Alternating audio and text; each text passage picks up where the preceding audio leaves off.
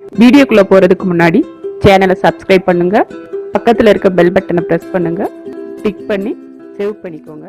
வாங்க, இன்றைக்கி நம்ம சேனலில் ரொம்பவே டேஸ்டியான ஒரு ஸ்வீட் பற்றி பார்க்க போகிறோம். என்ன ஸ்வீட்னு பார்த்திங்கன்னா ரவா பர்ஃபி. இந்த ஸ்வீட் வந்து கடைகள்லேயும் கிடைக்கும். ரொம்பவே டேஸ்டியானது, வீட்டிலே ரொம்ப எளிமையான முறையில் செஞ்சிடலாம். ரவா கேசரி செய்கிறது பார்த்துருக்கோம். இப்போ நம்ம வந்து ரவா பர்ஃபி தான் செய்ய போகிறோம். எப்படி செய்கிறதுன்னு பார்க்கலாம். ஒரு கடாய் எடுத்துக்கோங்க. கடாய் சூடானதும் அதில் வந்து 1/2 லிட்டர் மில்க் வந்து அதில் ஆட் பண்ணிக்கோங்க.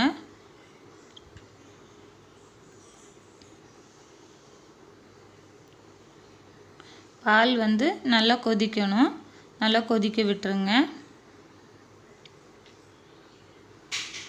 பால் இப்போ நல்லா கொதிச்சு வருது. இது கொதிச்சு வந்ததுக்கப்புறம் இதில் வந்து கலர் வந்து ஆட் பண்ணிக்கோங்க. இதில் வந்து ஃபுட் கலர் ஆட் பண்ணிக்கோங்க. எல்லோ கலர் தான் ஆட் பண்ணியிருக்கோம். உங்களுக்கு எந்த கலர் வேணுமோ அந்த கலர் வந்து ஆட் பண்ணிக்கலாம். நல்லா மிக்ஸ் பண்ணி விட்டுருங்க. பால் வந்து அடி பிடிச்சிடாமல் நல்லா கிண்டி விட்டுருங்க. பால் நல்லா கொதிக்கணும். இப்போ பார்த்திங்கன்னா பால் நல்லா கொதிச்சு வந்திருக்கு.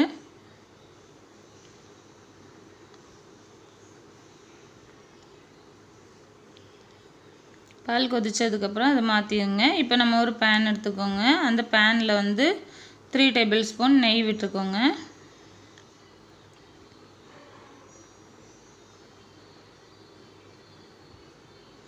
நெய் வந்து சூடானதும் நம்ம எடுத்து வச்சுருக்கிற முந்திரி திராட்சை வந்து இதில் ஆட் பண்ணி பொன்னிறமாக வறுத்து எடுத்துருங்க.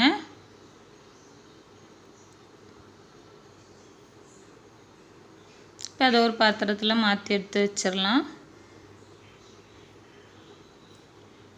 இப்போ நம்ம இந்த பாத்திரத்தை மாற்றலை, இதே பாத்திரத்தில் தான் நம்ம செய்ய போகிறோம். இந்த நெய் கூடால இதை வந்து எடுத்து வச்சுருங்க. இப்போ நெய் கூடால வந்து 1 கப்பு ரவையை வந்து ஆட் பண்ணிக்கோங்க. ரவை வந்து அடி பிடிச்சிடக்கூடாது. லோ ஃப்ளேம்லேயே வச்சு நீங்கள் நல்லா மிக்ஸ் பண்ணி விடுங்க. அந்த நெய்லேயே அது பொன்னிறமாக வதங்கணும்.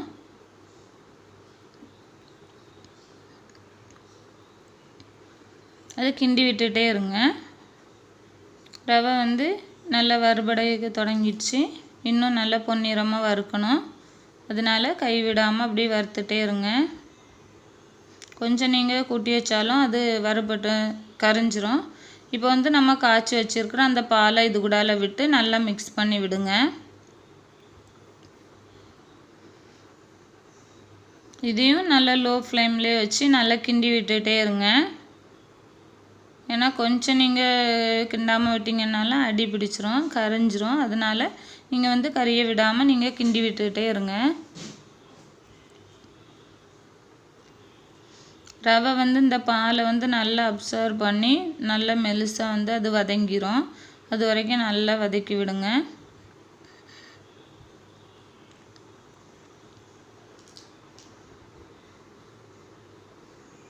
இது கூடால இப்போ வந்து சுகர் ஆட் பண்ண போகிறோம். அதே 1 கப் சுகர் தான். உங்களுக்கு எவ்வளோ சுகர் தேவையோ, இனிப்பு கம்மியாக இருக்கணும்னா கொஞ்சம் கம்மி பண்ணிக்கோங்க. இங்கே வந்து நாங்கள் 1 கப்பு போட்டிருக்கோம், இனிப்பு நல்லா வேணுங்கிறதுக்காக. இதையும் போட்டு நல்லா மிக்ஸ் பண்ணி விடுங்க.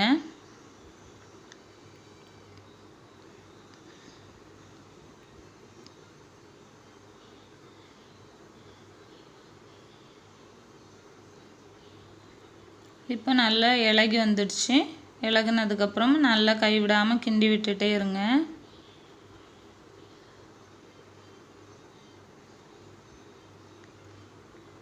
இதில் வேறு தண்ணி அந்த மாதிரி எதுவுமே ஆட் பண்ணல.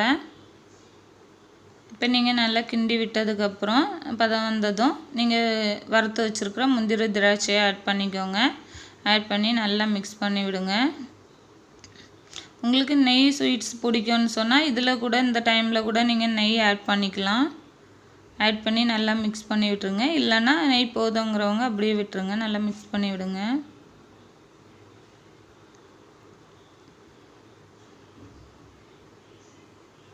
இதில் கொஞ்சமாக ஏலக்காய் வந்து மேலே தூவிக்கோங்க.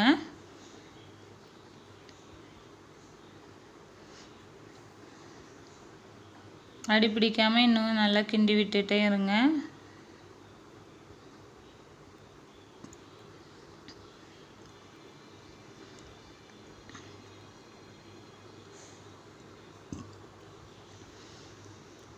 இது இப்போ ஒரு அல்வா பதத்துக்கு வந்திருக்கு.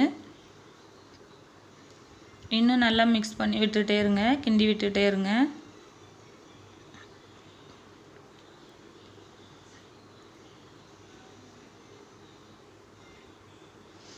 பார்த்திங்கன்னா வீட்டிலே செஞ்சிடலாம். ரொம்பவே குழந்தைங்க விரும்பி சாப்பிடுவாங்க. இதில் வந்து இப்போ நீங்கள் நெய் தேவை அந்த மாதிரி இருந்துச்சுன்னா இன்னும் நீங்கள் சேர்த்துக்கலாம்.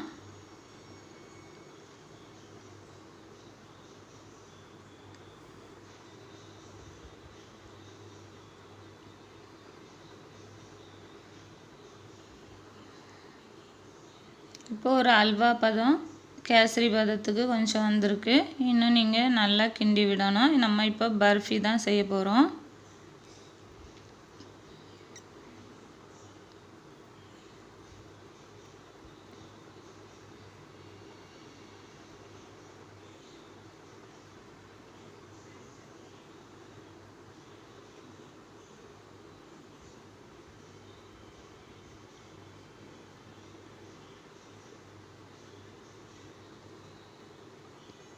இப்போ பார்த்திங்கன்னா பாத்திரத்தில் வந்து ஒட்டவே இல்லை. இது வந்து நல்ல பதத்தில் இருக்குது. இதை வந்து ஒரு பாத்திரத்தில் நெய் தடவிக்கோங்க.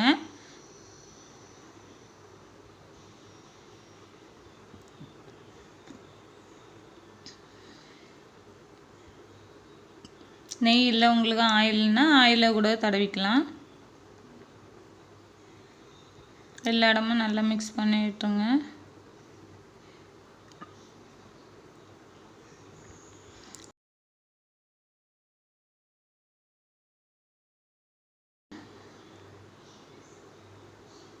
இதில் போட்டு ஒரு ரவுண்ட் ஷேப்பில் நீங்கள் எந்த ஷேப்புக்கு வேணுமோ அந்த அளவுக்கு அப்படியே சம நேரத்தில் வச்சு எடுத்துக்கோங்க.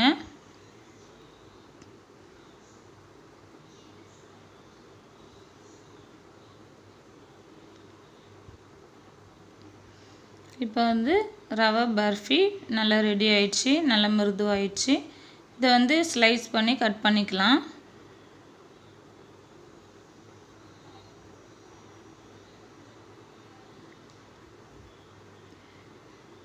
நீங்கள் கத்தியை வச்சு ரொம்ப அழுத்தெல்லாம் ராவி எடுக்க வேண்டாம். அப்படி வச்சுட்டு ஒரு ப்ரெஸ் பண்ணி நீங்கள் எடுத்தால் போதும்.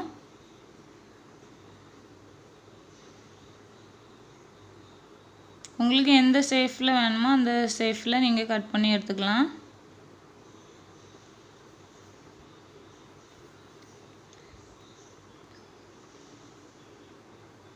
இப்போ பார்த்திங்கன்னா ஒரு 2 பொருளில் ரொம்பவே டேஸ்டியான பர்ஃபி ரெடி ஆயிடுச்சு. இதுக்கு வந்து டெக்கரேஷன் பண்ணணுன்னா நீங்கள் மேலே கூட முந்திரி திராட்சை அந்த மாதிரி வச்சுக்கலாம்.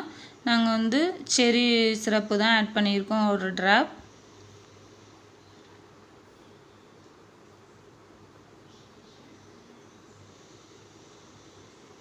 பாருங்கள், குழந்தைங்க ரொம்பவே விரும்பி சாப்பிடுவாங்க. நீங்கள் ஒருக்கா ட்ரை பண்ணி பாருங்கள்.